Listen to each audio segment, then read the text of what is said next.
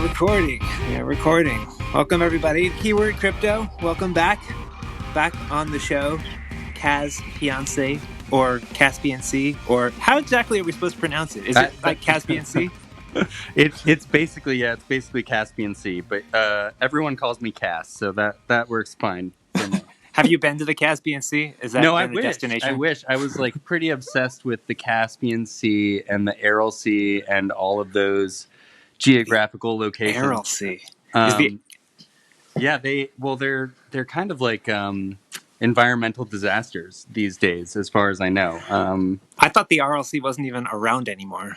Yeah, it turned into two separate seas because so much of it evaporated. So now it's just a little tiny puddle, more or less.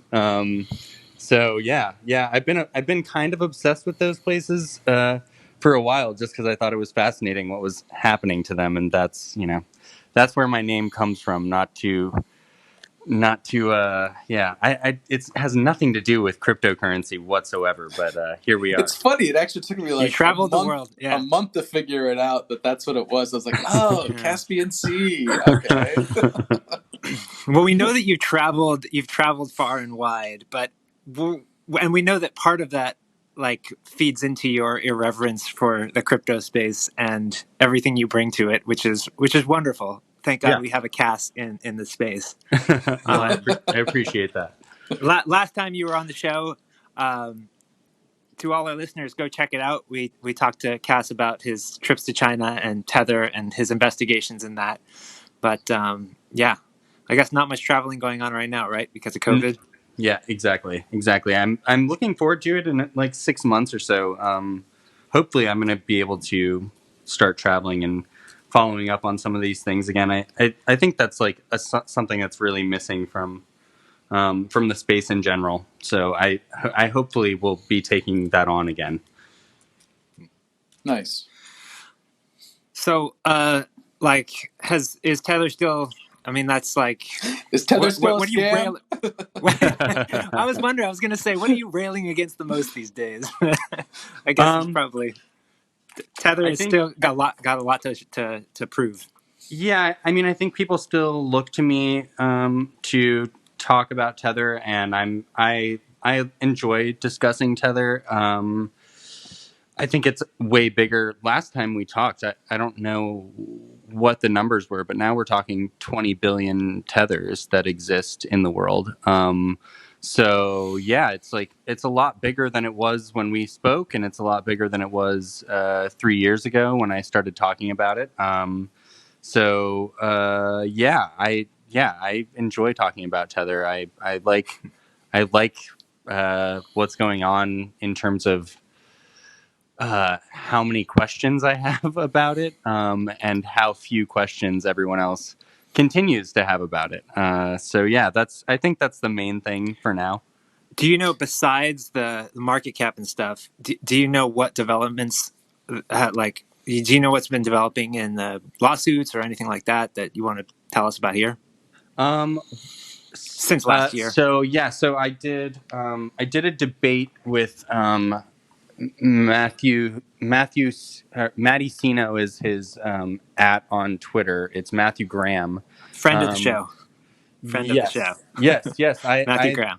I really like Matthew. He's a very smart dude. So I did a debate with him about it, and I think there's, similar to what we were discussing last time, there's a lot going on with Tether, but a lot of it's just stalling out. So there's the same two. I assume they were both going on when we talked last time, but there's the same two lawsuits going on. One is the New York Attorney General, which is, God, I don't know how long that's been going on now. Basically, Tether and Bitfinex have to turn over a bunch of paperwork to prove that they had money, when they had money, from who they got that money from, where that money went and why. And as far as we know, none of that paperwork has been turned over, and no one I know knows what will be the repercussion if they don't have any of that paperwork. So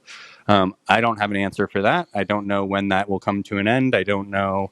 I don't know what will happen if they don't have the paperwork. I know if they do, and that the New York AG finds it acceptable, then that lawsuit is over. So like they could very well end all of this by providing all the necessary paperwork and shutting the New York Attorney General up and shutting people like me up. And you never know; it could happen.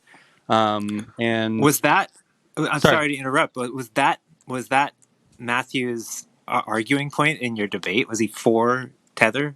Yeah, he was playing the devil's advocate. So yes, I he see. was being pro Tether and saying like they had banking issues because they're new, it's a new industry and I don't know. Yeah, I urge people to listen to it. It's he made some compelling points, but I still think there's a billion red flags and none of my questions have really been answered about Tether, as far as I'm concerned. So you made a tweet maybe like last week, and if you don't follow Cass on Twitter, I recommend you do because he's not a sycophant in any way. Even though he's been on our show, he doesn't mind calling me a fucking idiot, and vice versa on Twitter Yeah, if we we say talk shit, something and it's stupid. fine. But so I'm going to put you on the hot seat right now. Is you made a tweet saying something to the effect of no stable coin has been audited, and I don't know if that's true. And when I asked, I didn't get a response. So I know that Tether hasn't been audited because that's been pretty. They've been pretty open about that. Mhm. So to my understanding, like PAX, TUSD, USDC, these are all pretty above board companies that have been following government regulations. So I found that kind of interesting that you made that statement, and I couldn't find anything to back that up. There Do you have? definitely have been zero attestations, or not attestations, excuse me, audits. There have been zero audits of any stable coins whatsoever. It doesn't matter if we're talking about Paxos, doesn't matter if we're talking about USDC, it doesn't matter if we're talking about any of them. It doesn't matter. None of them have gotten a proper audit done. And they can all claim that that's because stable coins can't get an audit. I mean, maybe that's true. I'm not exactly sure, but what Paxos and USDC have done have they've gotten attestations, and attestations aren't they're not full audits. It's this is like it probably seems trivial to most people. But in the auditing world, an audit is much different than an attestation because an audit, they go through and they kind of follow where the money has gone and to whom and why. Versus an attestation, which is just like essentially a bank statement saying, we have this money, it's here, we can prove it. This third party has seen our bank statement and says that the money is here. Um, and usually, almost always, that attestation should also be done by an auditor because an auditor is who would be doing all of these financial checks and balances in the first place. So, attestations like by a random lawyer, which is what Tether did 2 years ago, is not the same, even as that. But people do argue that those attestations don't. I'm not necessarily of this camp, but they do argue that that isn't sufficient for proving their balances. So I mean, because TUSD and like Cointelegraph and other ones have reported that back in 2019 they did have an audit, and they don't say anywhere about attestations. So that's Um, why because I wasn't sure about Paxos or USDC, but I remember the selling point of TUSD last year when all this tether stuff was coming out. TUSD was very vocal, like we are fully audited. Like that's on their website. It's over and over. Like we are like all the bad things about Tether. We're doing the opposite for that reason. Well, they claim like 60% and part of that 60% is cryptocurrency. Like They claim that's they pretty. claim 70, That's 70. Well, in court they claimed 74% backed, and yes, that some small portion, as they said, was backed by cryptocurrency and and loans. The main loan being to themselves. So Tether loaned 750 million or 800 million or whatever the number is to Bitfinex after Bitfinex lost customer and corporate funds. And so yeah, that is true and that is accurate. But we don't know how much is back now. That was a year and a half ago when they admitted in court that they were only 74% backed. So we have no idea if they're more or less back now. We have no idea. We have no idea what's going on. No one does, me included. So can you actually redeem tethers for US dollars?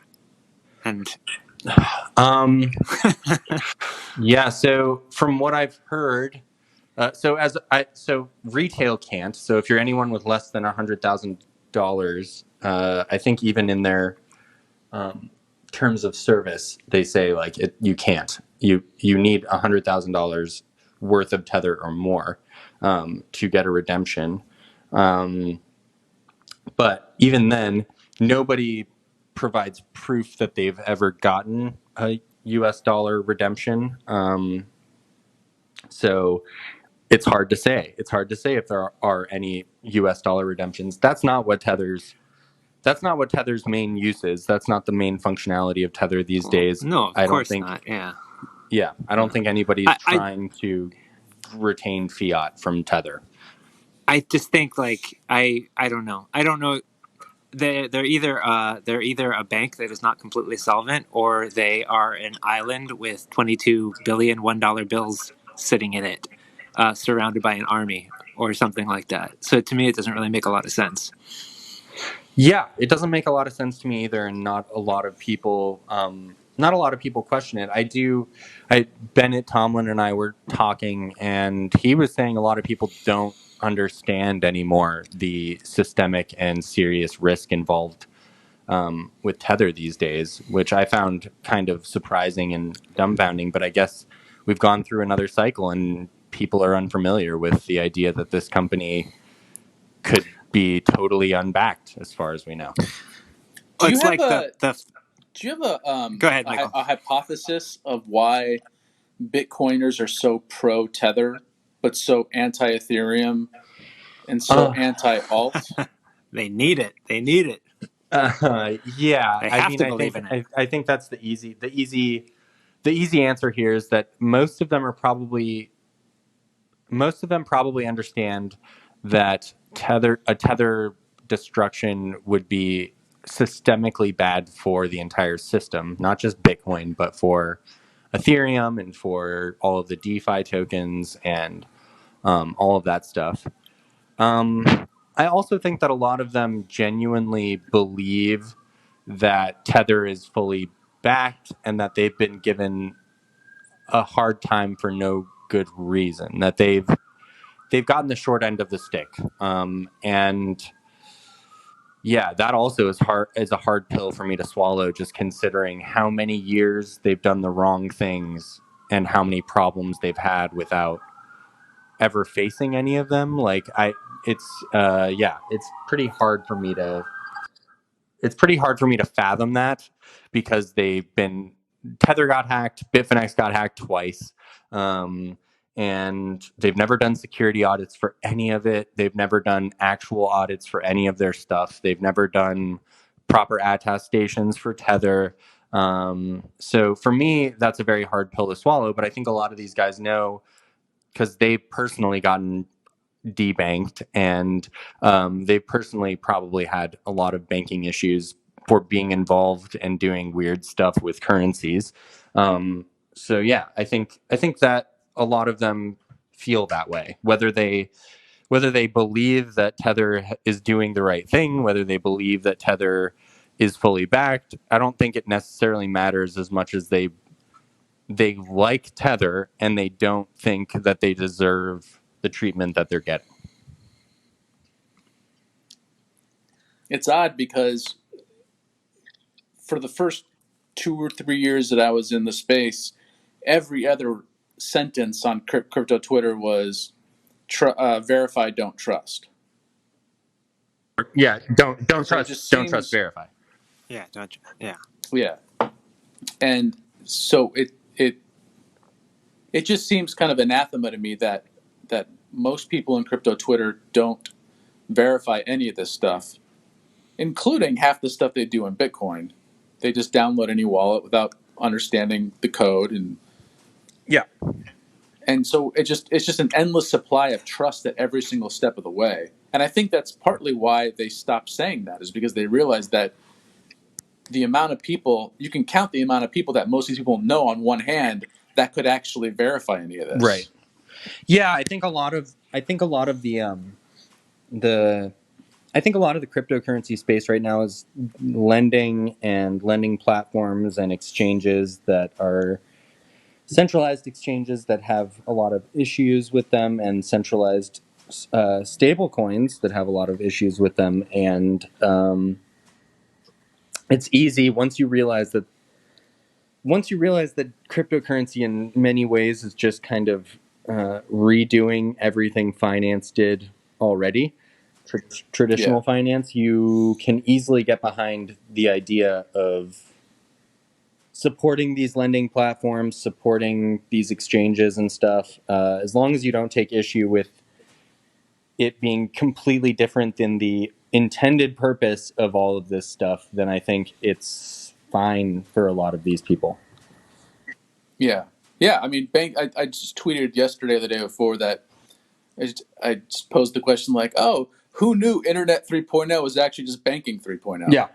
Because that's all cryptocurrency is now. It's just banking 3.0. Yeah, nobody, like no retail.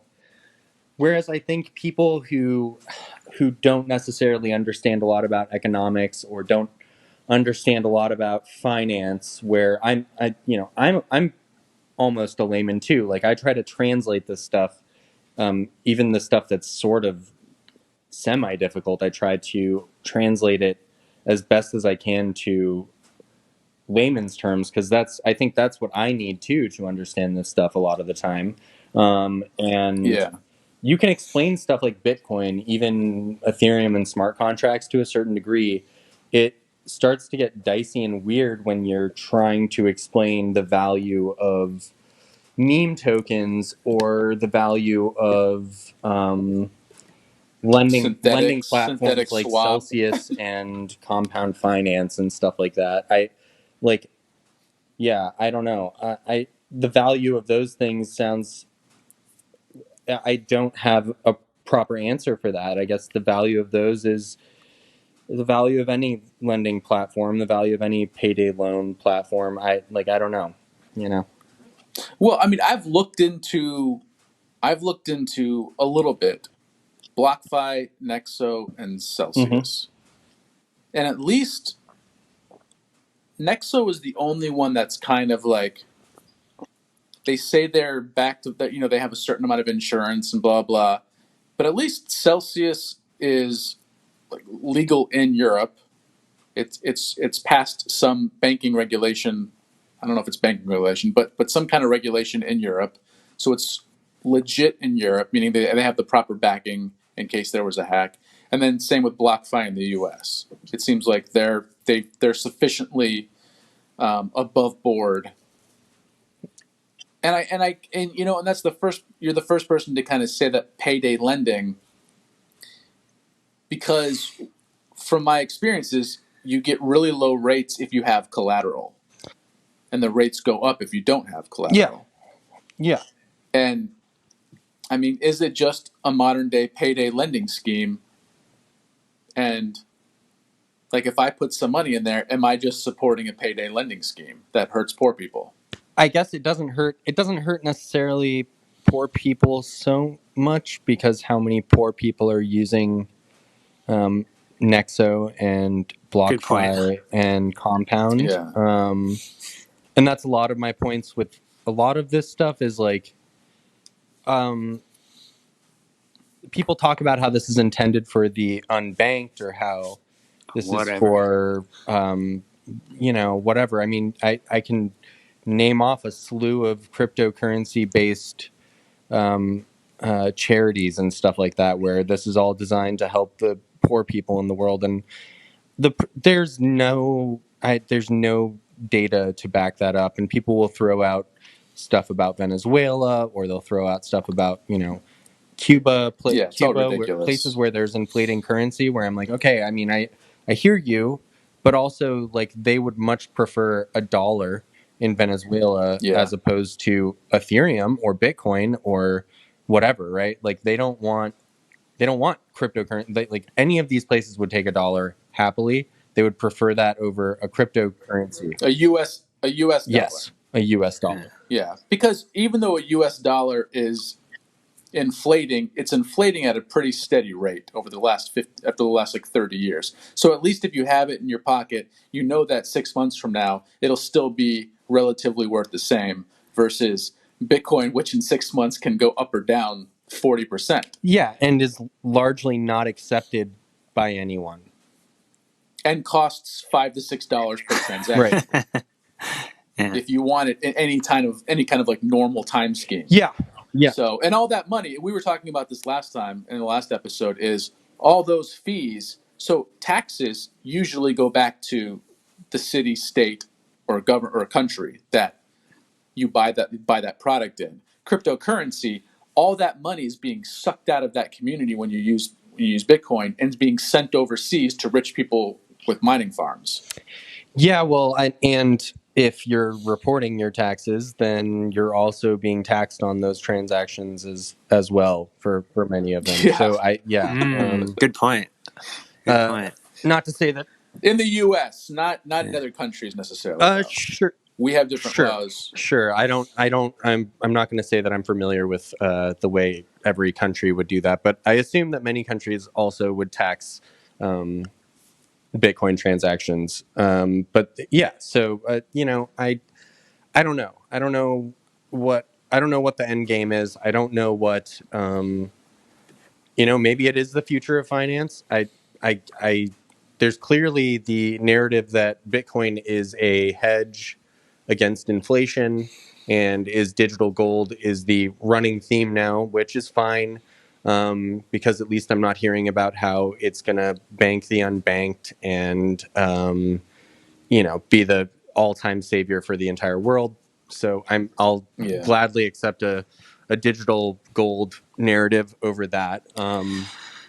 And yeah, I don't know. I don't really get it. I'm fine with the DeFi thing because I don't think poor people are getting hurt. I don't think that I think most of the people involved know exactly what they're getting involved in, to be totally fair. Yeah. I think you're right at home on this show. In fact, because the thesis, the thesis so far over the last few years that we've been doing this has been, um, you know, like we're pretty damn skeptical of a lot of this stuff. We a lot of people don't know how to answer these questions. However, the questions that are being asked, you know, um, decentralized currencies taken away from central governments, stuff like that are interesting questions. They're intellectually interesting. But what brought you into crypto? Did you see scams and you felt like the need to report it, or were you interested in it at the beginning? I think last time you were on the show, you said that you started out as an investor, right? So, Yeah, so I started out when basically my friend just told me to buy Ethereum, and I didn't. I don't listen to people when they tell me to just do something. right. It doesn't matter if it's buy something or whatever. Like if someone's just telling me to do it, I'm not gonna just do it. So I started You researching. hear that, Bitcoiners? Tell him to not sell his Bitcoin, and he won't sell his Bitcoin. Well, Or no, tell I him to sell his Bitcoin and be like, no, damn you, I'm not going to sell. I guess my question is like, do you see anything redeeming about this space, or do you actually see a way that any of it could work, or is that just not what uh, you're here to do anymore?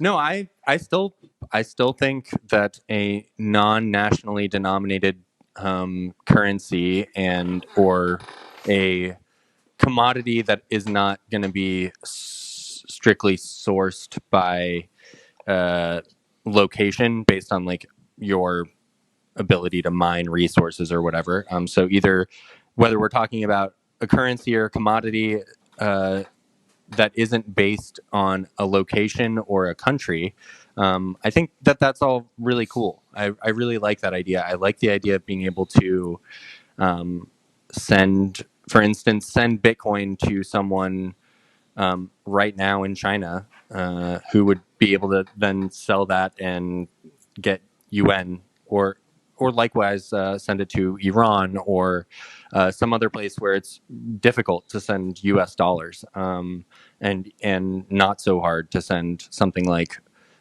Bitcoin. I think that there is a valid use case there, and I don't think that the cause itself is lost for something like that. But I do think people are kind of missing the forest for the tree right now because we're all I hear about are um, meme tokens and yield farming and lending platforms. So nobody talks about the promises made. I guess the most recent thing that I would say is being spun positively is that Pornhub is no longer accepting cash and is only accepting cryptocurrency. Last I heard. Oh, interesting bit of news there. That's so. Yeah, I mean, um, there's two ways to look at that, and a million ways to look at that. But I think there's the two differing opinions are, uh, on one hand, that is the kind of intended use case is that people who can't get paid traditionally have a resource available to them, and that's really great. But at the same time, we're talking about a platform that has been involved in um, child pornography and human trafficking and other serious issues. So, I like the reason that Pornhub is being deplatformed by traditional finance is likely because of all the criminal things Right. that they've done. So there's kind of a reason for that. But yes, I do. I appreciate that content creators on Pornhub who aren't children and like doing sex work are going to get paid in and not be deplatformed. I think that's a great I thing. think that's a conclusion that we come back to often on this show. It's like, oh, yes, a currency that is not controlled by a central government. That sounds really interesting. But wait, like, why did we elect a government in the first place? It's kind of like, Right. uh, yeah. Um, oh, cool. Um, well, Yeah. I think you're right. Like it's yeah. Just to quickly add on to that is like I um I also have a lot of issues with the way tax dollars are spent, especially in the United States of America. But I think you're right in a lot of these, a lot of the places that um, get deplatformed for a reason. I also think that there's truth to the idea that um, a lot of times people get deplatformed who shouldn't be, and you know, people who are, I don't know, companies that are working in marijuana or people who are doing sex work who enjoy doing sex work, they should still have access uh, to payment methods.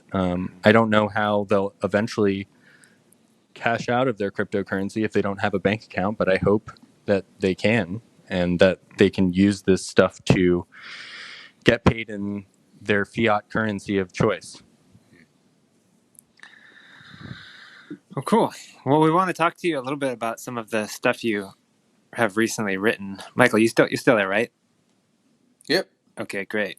Um, so recent article. So on this show, we talk a bit about things that we think are, questionable in the space, and and well, you know, particularly like there's a lot of anonymity. You are an anonymous personality in crypto, and what does this mean? You know that we're getting our information from sources that are anonymous on Twitter and stuff like that. Um, and so that the recent article that you wrote about you and Bennett and your relationship with Nix Ops, who goes by what Daniel Jones on Twitter. Is that right? Yeah. Yeah. So can you walk our listeners through that article if they haven't read it, just briefly? Sure. I think, I think there's kind of two parts to it. So I'll just quickly start out with um, the main thing is that I I got okay. I don't know how to phrase this. So I wanted to start a dark website. I wanted to create a Tor onion site. Tor, for any listeners who I assume most of your listeners would be aware, but Tor is a browser that people can use to essentially browse the web anonymously, but also go to websites that you can't see using Firefox or Google Chrome or Safari or whatever.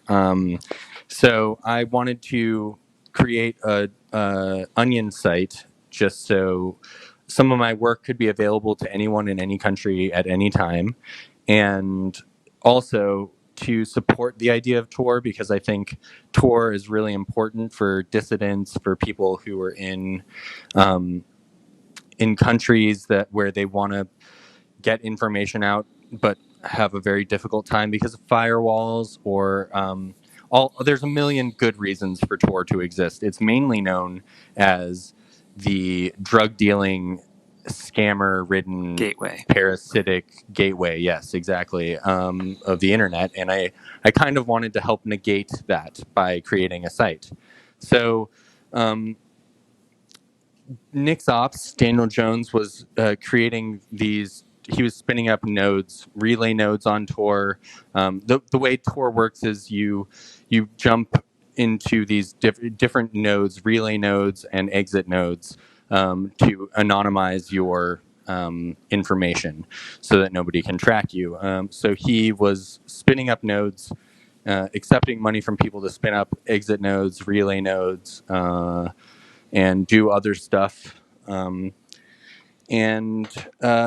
basically, I wanted to support him. So the best way to support him was I was willing to donate money, but he didn't want me to donate. He wanted me to purchase some of the services. So I did that, and yeah, all of the services eventually went down, and the the reasons given for the service going down didn't line up and match up to what I was being told personally for what the reasons things were going on. So the excuses being presented publicly weren't the excuses being presented privately, and as far as I know, still none of that information has been relayed to the public. And I'm not trying to, I'm not trying to pass any of that information out, and I'm not gonna like share DMs or something. But I think that it was unsettling for me, a skeptic and someone who prides himself on asking a lot of questions. I felt like I got fooled. And I still do. He was like willing to put my onion site back up, and I just said no. Keep the money. We're good. Can I pause you for a second and just mention that this Nixop Daniel Jones is somebody who would post often on Twitter about security, um, uh, like personal security, anonymity, how to protect your crypto. Very, very helpful person online, usually. Yeah. As long as I've followed him, and there's actually been times where I've had personal interactions with him where he's, you know, asked me if I would. He actually asked me if I would join him at like a crypto conference once. It seemed like a cool guy. So like just Yeah. pointing that out. If you Yeah. don't know who he is, that's the kind of guy he was on Twitter. So Yeah, and as far as like my article even starts out saying like he is very fun to talk to, and this is someone who my friends and I were pretty tight with for a year or so. Not like we hung out in person, but we were we were all talking to each other pretty much every day for like a year. Um, so I felt like it was somebody that I knew and could trust. So I still believe in the value of trust. I'm not some coiner who is telling you that you should never trust anyone for anything ever. But yeah, it was eye opening. It was just eye opening to suddenly be reminded very quickly that like, oh, this is how it works. This is how every con game works. Is yeah, it's called a con game for a reason, right? I mean, people gain your confidence, um, and then in the end, you're kind of you feel like you're left empty-handed. So Rug pull. yeah, the rug pulls as they're called now. There you go. So yeah, that's kind of how I still feel about that whole situation. It's quieted down. well, if he offered to, put them back up, I mean, what was the like? He is supposed to put back up. God, I don't know how many nodes he's supposed to spin up at this point. 200 something, 300 something. I honestly don't know the exact number, but he's respun up 15. So, and the last I checked, he hadn't spun another node up for a week. So, yeah, not doing.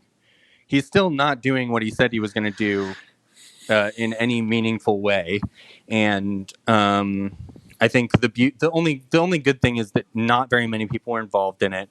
Um, Not very many people lost the services that he was providing, and not many people care about the small amounts of money that they might have lost.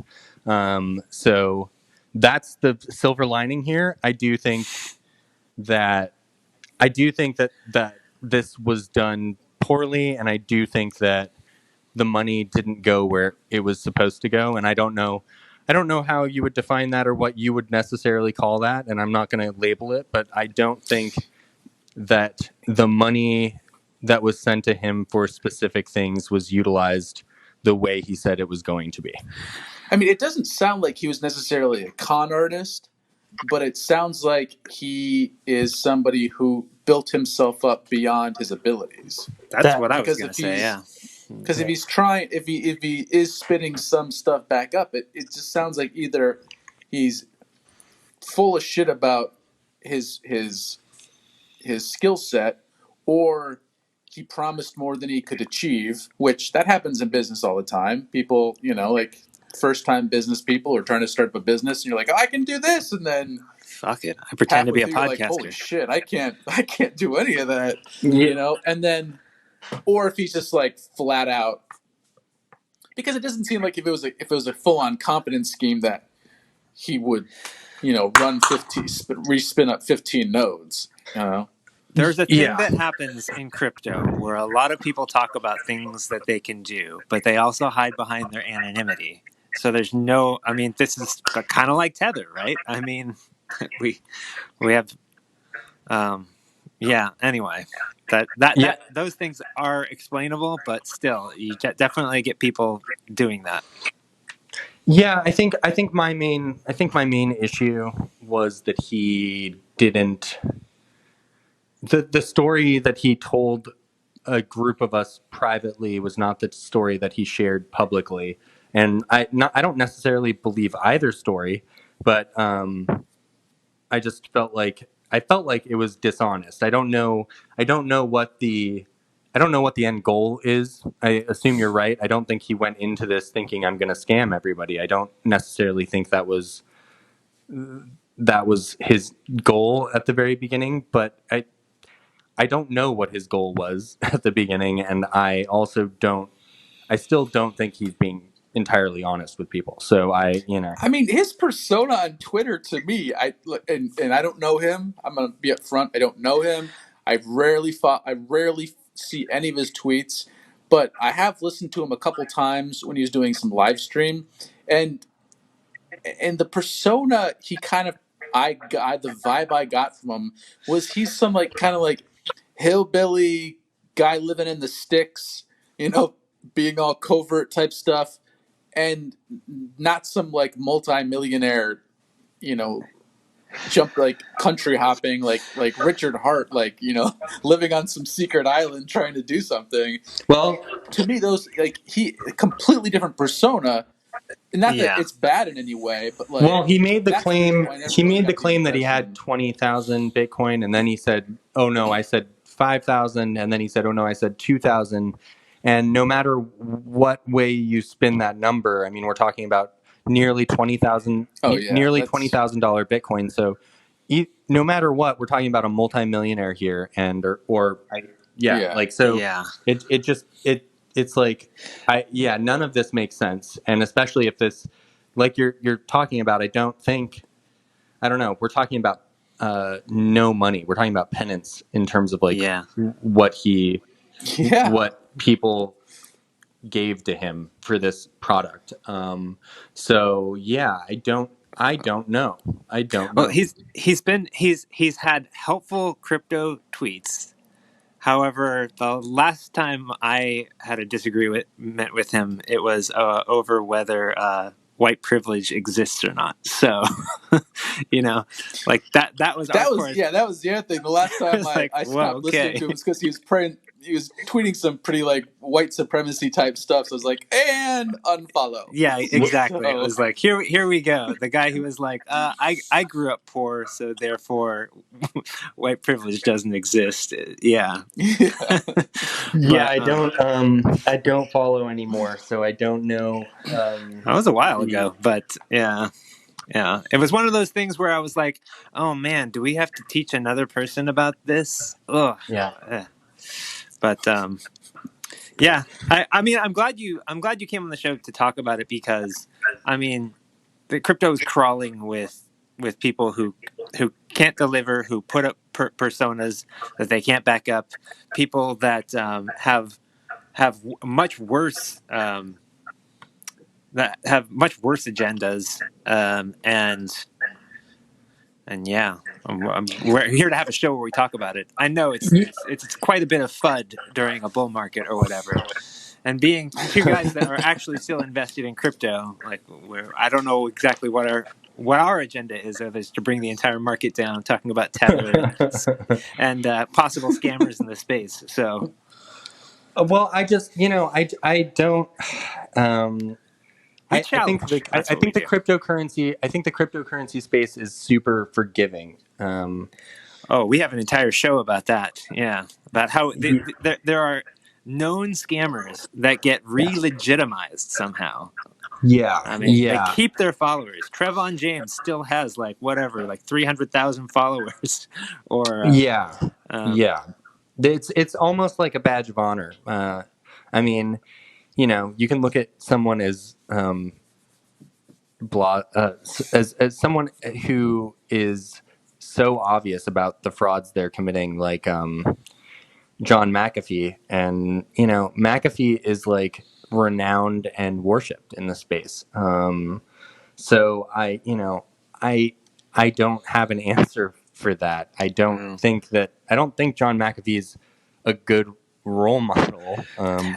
oh my I god, assume he would. I assume he would say. I honestly assume that John McAfee would say the exact same thing. I don't think John McAfee thinks he's a good role model. But the space loves people who are willing to say whatever they want. So even if it means they're going to wind up in jail, people really love that, and especially if the people are saying stuff like, I won't pay taxes and I'm going to shill whatever I feel like. Well, to me, we have to deal with like a little bit of a paradox where if you're going to be speaking truth, you have to protect yourself. And if you are going to be scamming people, you also have to protect yourself. It's like, it's really weird to imagine, oh, okay, there's mainstream money coming into crypto, the Wall Street and institutional investors, and it's like, oh well, wait a minute, like that the some of the most listened to people in crypto are like known for their pump and dumps or their affinity coins, or they're just straight up scams. Yeah. So at what point, I guess fortunately there's shows like this and accounts like yours where we talk about it, or we're going to keep talking about it, because this stuff needs to be challenged. We can't just sweep it under the rug and go, come on in, mainstream. Yeah, I mean, I don't know if you saw that Peter McCormick tweet from yesterday or today or whatever. But what Excuse me. about taking a loan? Woo. Taking the He loan yeah, taking out a loan is amazing. Yeah, and then saying that he he didn't tell the bank what he was he said the using word. the loan for. He said he lied. He said he lied to the bank. Yeah. Yeah, he said he lied. That's correct. He said he lied to the bank, and that is bank. That's wire fraud. That's bank fraud. Like that's literally a federal crime that he admitted to on the internet, and he's an influencer. So just one person from whatever bank he got that loan from needs to see that tweet for him to get in serious trouble. This isn't me wanting Peter to get in trouble, but it's me saying, "Wow, that's very stupid." But also, if I said something like that on Twitter, like 100 people would DM me and say, "Hey, dum dum, delete that." So I don't know why no one told Peter to delete that tweet immediately, Well, because yeah. I mean, Vitalik did quote tweet him with a screenshot saying, "Please don't do this," which I thought was actually Yeah. pretty responsible of Vitalik. But of course, that got turned around by Peter again as more firepower for his brand. Because what did he respond to that with? he responded to he said he wants to take out a loan to short ETH. So yeah, I mean, it was a joke, but still, it was. It was him being able to just say, "Hey, this here's a little bit more of my, my cheeky brand and yeah, my if he personality." legit lied to the bank about what he was using the money for, I mean that is 100% illegal. I think what Vitalik quoted was the original tweet, Yeah. and he was saying, "I don't think it's a good idea Oh yeah, that's what I to meant. Yes, you're right. take out a loan and invest in a speculative investment," which I agree with that as well. Mhm. But I like lying to a bank carries a lot of risk. So there's more than the speculative risk involved if you're actually lying to a bank. Well, Like I really the don't think that Especially, Peter yeah. actually did this. I think that he just straight up made up the story so he could get some likes. I mean, to that takes a lot of balls to go on Twitter and say that you lied to your bank for $50,000 or whatever. I don't believe it. Yeah, I mean, I think there's two ways to look at that. Either he is lying about doing something incredibly risky and stupid, which you just got to go, why would you lie about that? Or he isn't lying about doing something incredibly risky and stupid, and then you got to go, why would you do that? Yeah. So, And then why would you talk about yeah, it? definitely, why would you talk about it? Well, there's a So lot of clowns in crypto that are out to get retweets and likes. That's for sure. And as we know, what Bitcoin did. I mean, Peter's marketing is to often to attack other people. So well, I mean, I just considering how much money he earns, which I like from what I remember hearing, and this could all be rumor mill, but I remember hearing somewhere that he was getting 6 figures a month from the podcast and from endorsements and whatever. You heard it from him. Is that what he He was said? he's tweeting pretty about it yeah. monthly. It's transparent about that. At least he used to be. Maybe he's making a lot more now. Quote unquote transparent. Yeah. I mean, Right. So if you're actually making six figures, um, 6 figures a month, it seems like a very incredibly stupid risk to take out a loan for $50,000 with 7% interest rate at all. Like, I don't see why if you're actually making big money. But if you're not actually making big money and you're taking that out, then you definitely shouldn't lie to the bank because, like, the bank will. I want everyone else to know that, like, if he's joking, that's cool. But if he's not, the bank will find out and they will, excuse my French, the bank will fuck you. So he he might be joking, he might not, but if anyone else did that, if you legitimately took out a big loan from a bank and just straight up lied to them, they will find out. They'll find out where that money went, and you will get in big trouble. So yeah. Well, first off, don't ever take out a loan to buy stocks or cryptocurrency. Don't ever take out a loan to buy a speculative asset in the hopes that it's going to appreciate faster than the interest on the loan. I think it's really hard to get a loan to do that in the first place. So I don't it's next think to impossible because, well, I mean, it used to be, but over the last 30 years, they've made it a lot easier. And then what happened with the fucking mortgage meltdown shows just how simple it was to lie. I mean, I was able to buy a truck in 1998 with like $7,000 of verifiable income. right. And they said, "Oh, just have your boss quote, he does air quotes, have your boss write a letter to us saying you make more." Yeah. And they gave me a fucking truck for like $400 a month payment. I was in college working 3 jobs, had no money to pay for it. Yeah. And somehow I made it work, but like they just don't care anymore. That certainly brings up questions with the ways that we verify currently, and problems with auditing, and problems with finance in general, which are totally accurate and reasonable criticisms. I think some of that stuff stopped being. I think it's pretty tough to put $0 down for buying a house now, whereas in 08, 07, 08, Yeah. like, anyone could do it. So I think some of these things have been tamped down a little bit, but I do think that those problems still exist. Collateralization is a problem in finance. I mean, the new trick is if once you buy your first house, even though it's not paid off, you can take out a second loan on it, take that money and use it to go buy a second house. Sure.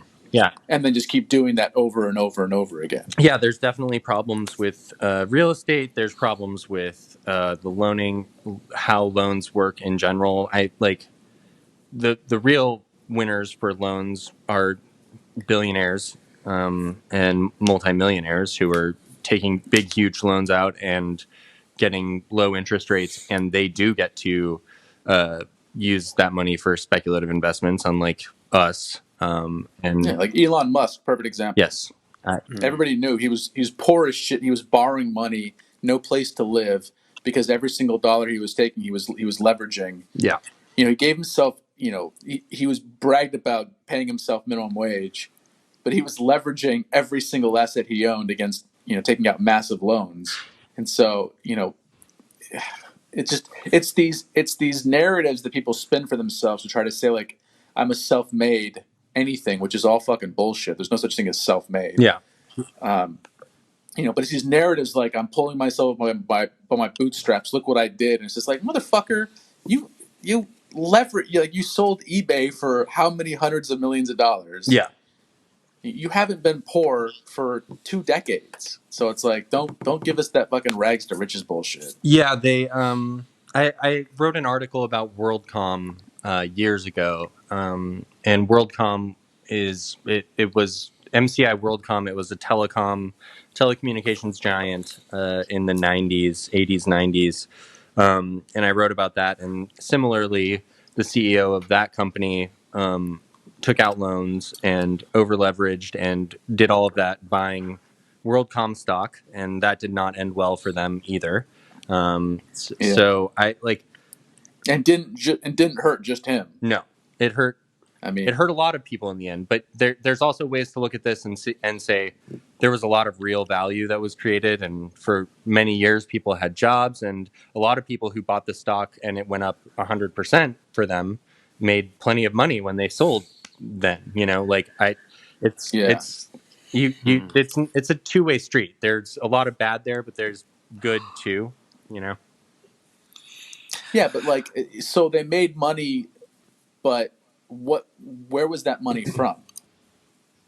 Uh, yeah. So People buying the top. yeah, yeah. Well, yeah. That's So it's just yes. like, so I mean, there's no such thing as, I mean, at the end of the day, we have to always think of like it's a circle, and if half of it's good, then the other half's bad. Yeah. So if all these people made out like bandits and made 100% profit on buying low, they had to sell it to somebody. Yeah. And that person lost 100% of their investment. Right. And so, we talked about it with Richard Hart, and it's one of the few things I really appreciate about him is he said trading is pretty much stealing from other people. Like if you sell a stock for a profit, the other person's buying it for a loss, more or less, because if it goes down afterwards, then you just you scam somebody out of your shitty stock because you just happened to get it on a pump. And like, Yep. Yeah, I think there at one point long ago there were ethics involved in finance. I think the beginnings of finance were Back when we lived in were caves. yeah. legitimately when currency was created, which was but by the Chinese when I don't know, I wrote about it. I don't know when it was, if it was 2000 BC or whenever. But when they started when they started using currency and then created fiat currency and banking, they did it because they were trying to benefit the customer and themselves, right? Like they weren't just trying to screw over people. They were like, oh, I see that you have to carry these copper and iron coins, and if you want to buy something big, you have to grab a wheelbarrow and wheel all of your coins through town, and you might get robbed. You might, like, a bunch of Yeah. horrible stuff might happen to you in that time. Yeah. Instead, why don't we just give you a promissory note saying we know that you have these coins, and then you don't have to walk around with them all the time. We can keep them in a vault, and then they're secure, right? Like all of that is beneficial for all of the parties involved. But now at some point, I don't know if it was in the 80s, if it was long before the 80s, but I know that for me, one of those defining things is watching Wall Street, the movie Wall Street with who Michael Yeah. Douglas, is that who it is? Yeah. Yeah. So, greed is good is what I think Yeah. finance is defined as now. And it is that. It's what we're talking about. It's getting one over on the other guy. It's for someone to win, someone has to lose. And that really was not the intention of finance. I know that's hard to believe, but that was not the intention of finance. I think if you watch The Big Short, the opening scene talks about it is all these guys who were dealing the housing industry. It was a very boring industry, and people would invest in it because it was safe and it wasn't glamorous, and you'd make like a solid like 2% profit over the course of 10 years, and it was just something reliably safe that you could put your nest egg in and didn't have to worry about things. And then with credit swaps and CDOs and all that, it just became a glamorous thing where you could make $1 million in a year or $1 billion in a year, and that kind of ruined it. And it's like you said, greed is good, and it's not. Yeah. Greed is Right. bad. It's literally in the Bible. If you believe in the Bible, it's literally in the Bible. Yeah, but you Don't be greedy. can't necessarily convince. I mean, traders have a job to do, and their job, I guess, a trader's job is price discovery, right? Your job is to find where the price is, where the real price is of assets, and there's certainly some value in that. I think that it's not fair to entirely say that these people do nothing. But I don't know if they deserve the money that they all get for. Not at all. Because and then when you deregulate them, You're just encouraging them to break the law to make more money for themselves. Well, yeah, there's all kinds of problems. We could really go down the rabbit hole, but we should probably wrap it up. Well, one thing I want Maybe to say next is, time you're on, we'll talk yeah, about that. totally. This is really important because you start to realize that the entire fucking system is a mess. Like, I mean, yeah. I wanted to point out that like we like as negative as we can be about crypto, and as I guess I felt like I get a little uncomfortable when I feel like we're talking shit about other people, especially other content creators, and that's not what I mean to do, and I know that's not what we mean to do. But I do think it's important that there are people in this space who are challenging it and keeping people accountable. That's something that we need, and it's weird that it has to be people who, like us, who come here and don't get paid to do it, and all of a sudden it's our responsibility to make sure that people get called out. So I just wanted to put that out there. No, and I think it's a good point. Like, I don't have a problem with Peter McCormick acting like, super macho man or Hulk Hogan or whatever.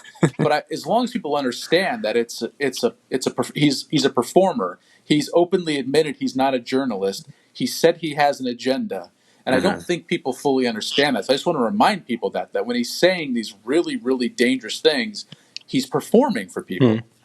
So when you're looking at Peter's account, think of it like watching The Godfather, like a movie. It's just a movie. It's not real. Sometimes it's based on reality, but it's not really. It's like exaggerated. And I think some people probably think of your account, Kaz, as a bit of professional wrestling too, because you're so loud about it. You repeat a lot of the same stuff, a lot of basically your personality, and the fact that you're anonymous too. But I really think the things that you're talking about are so critically important, and they need constant. They need to be constantly repeated. I mean, if we did what maximalists want, we just shut up about Tether. We we would have a tether that could possibly completely collapse on us. So yes, we need your account. Yeah, absolutely. Yeah, I appreciate that, and I think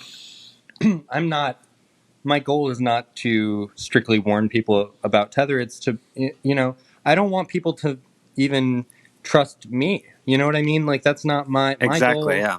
My goal is not to be your trusted news source in cryptocurrency, because no one should trust me. But they also shouldn't trust Tether. They shouldn't. It shouldn't matter how much money you have or how much. What your name is that backs you up or whatever. The things that matter are like what you can verify and what questions you are willing to answer, right? And I think all of the questions I've ever posed about Tether and a lot of other frauds and scams and stuff in the space, like when I call out McCormick, I'm not even, there's no scam there. I'm just saying, why is he doing this? Why in God's name would he say this, right? Or yeah, like with Tether, like, why can't they produce a proper attestation? Why can't they get an audit? Why can't they, right? Like, these are questions that I think I'm maybe one of 10 or 15, 20 people that regularly ask that. And yeah, I think more people should be asking that, and not just about Tether. Like, it's a crazy, I don't have the time in a day to try to look into all of the coins that it's there's an innumerable amount of coins now. It's wild to me. It's wild. You mentioned you get a lot of shit, and I just wanted to point out that anybody who is in crypto and wants crypto to be worth something should value the voices that are challenging. I mean, that's what we do. So yeah. All right, everybody. Well, I think that's a wrap. Anything else we want to throw out there? Follow Cass on Twitter. Yeah. Where else can we see your stuff? Well, I have a Medium, the Caspian Sea, the Caspian Sea, spelled the way I spell my Twitter handle, so CASPIANCEY, the Caspian Sea at thecaspiansea.medium.com. So you can read my articles there, and yeah, follow my Twitter. I have one question. I'm not sure if you know the answer. Is like, do you know the story? Is there a short story to what happened to carbon based Joshua Davis? A short story based on his I change, mean, his attitude change in terms of coins. You mean? well, I mean, Yeah. he came on our show and threw a fit because he said that we brought up a shitcoin he didn't know anything about, and now all he does is sling shitcoins. So I'm like, what the? Is he Yeah. actually the same person?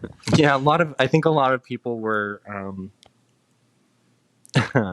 just discombobulated by that. I He either thought that he he either used his negative persona to get into the space to get a following, but that doesn't make sense because he made a new account and he didn't even no, something. Yeah, he had to make a new account because his old account got banned because but of Samson. didn't he make two new accounts? Didn't he make Eat My Carbon and then Based Carbon? He has a backup to his backup for sure. But I think I don't have a problem with any of that either. I mean, everybody has.